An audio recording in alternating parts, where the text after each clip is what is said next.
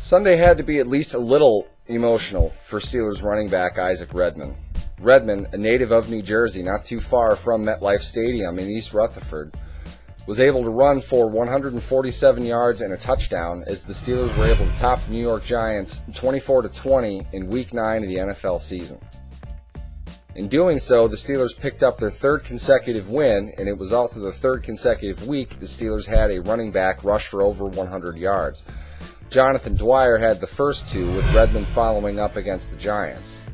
Dwyer had replaced Redman and Rashard Mendenhall, both out due to injury over the past 2 weeks, and had run well in their absence. But it's quite obvious the Steelers are now a rushing team as opposed to the passing team with the weapons that they have.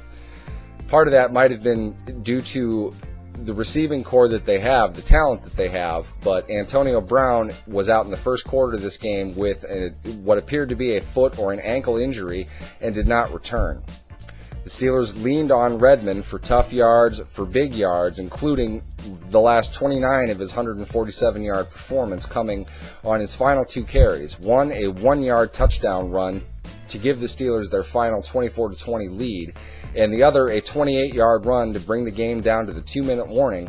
With the Giants having no timeouts, the Steelers knelt on the ball and ended the game. Overall, it was a dominating performance physically for the Pittsburgh Steelers. But going into it, one would have thought this was the next coming of the Brady-Manning Bowl. There was one Brady involved, Eli Manning, versus Steelers quarterback Ben Roethlisberger. With 4 Super Bowl titles between the two of them, it was hard for anybody not to talk about the quarterback comparisons between them.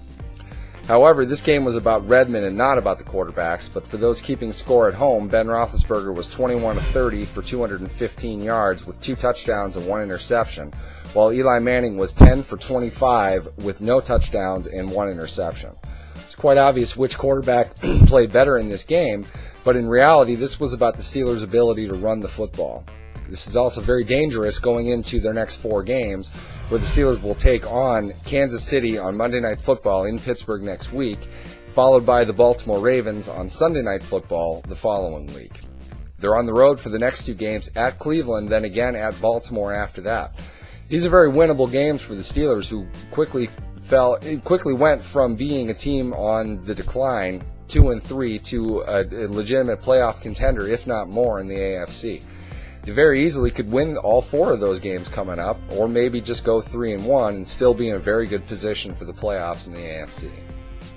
For Behind the Steel Curtain, I'm Neal Coolong.